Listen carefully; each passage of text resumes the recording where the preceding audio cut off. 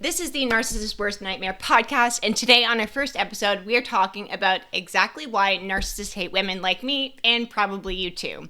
More importantly, how you can become that woman fully, completely, and permanently. I'm Webster. I'm an abuse recovery coach, a trauma-informed strategist, and the woman a narcissist hopes to never meet twice. I want to get something out of the way right now.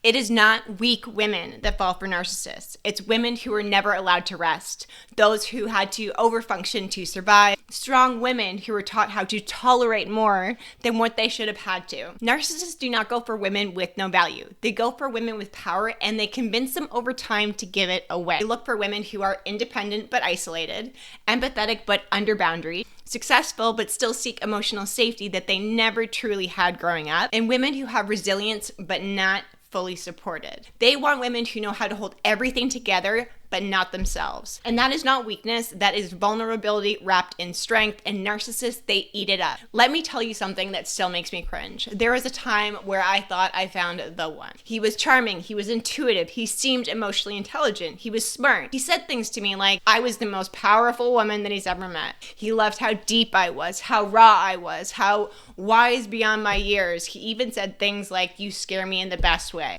I thought that was chemistry. What it really was a target acquisition. Because narcissists know what they are really doing is love bombing you. They're trying to figure out your level of depth, your insecurities, and your limits. They are studying you, and then they are mirroring back feelings that you give them. Then slowly, almost unnoticeably, they start twisting what they once praised. Things like, "You're so driven" becomes "you're never present." "You're so confident" becomes "you are so full of yourself." "You're so strong" becomes "you're emasculating me." And suddenly, the very things that made you lovable are now too much. And that's when the mask slips. That is when the emotional whiplash starts to begin. It's the hot, cold, pull, push, the blame, the shift, and you start shrinking.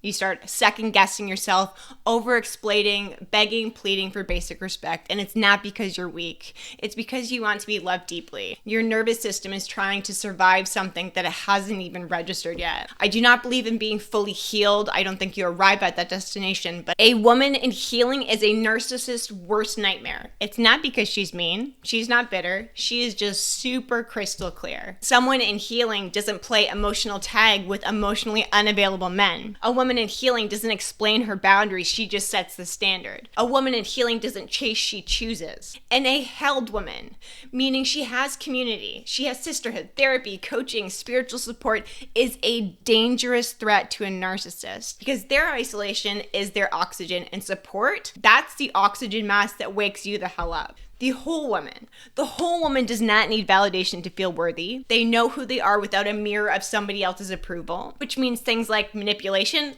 it falls flat, guilt tripping doesn't land, control, it's got nowhere to go. And you become this unbothered queen who is unreachable to their tactics, and you stop being their source.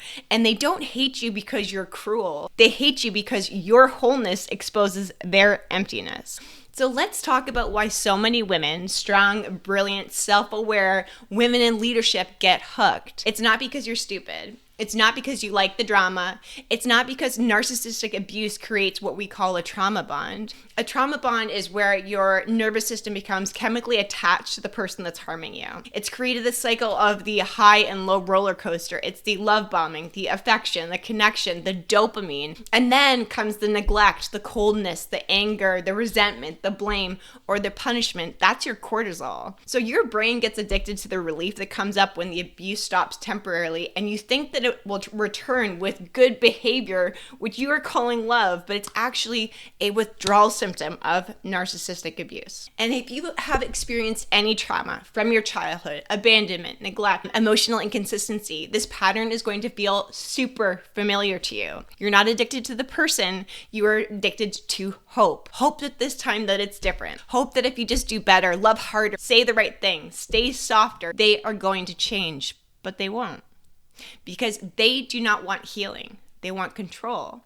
And your hope for them becomes a prison. Here's the moment for my clients where everything shifts, okay? When you stop confusing pain with passion, when you stop trying to earn love that should be given to you freely, when you realize that peace isn't boring, it's actually everything, And that's when the trauma bond starts to crack. When you pull back, when you don't respond to the I miss you, I love you, you're perfect for me, when you don't explain yourself for having a boundary, when you start seeing the manipulation in real time, that moment, that is the beginning of your comeback. That's when you go from trauma bonded to trauma informed, from spiraling to sovereign, from what did I do to I don't deserve this, period. You are not here to be perfect. You are not here to fix men who refuse to heal. You are not here to shrink yourself because of somebody else's comfort zone. You are here to become super clear, calm, unavailable to chaos, turned on by peace, and rewire your subconscious for real, grounded, powerful, mutual, reciprocal love. And that version of you, she's the narcissist's worst nightmare. If this podcast hits something in you good, that means you are waking up. Share this with another woman who needs it. Subscribe, leave a review, but more than that, keep going. In the next episode, we are going to be talking about trauma bonds in real life, how to recognize it in your body, your decisions, your obsessions, and how to start breaking it down piece by piece. This is the start of your comeback, and you are already rising just by being in this room.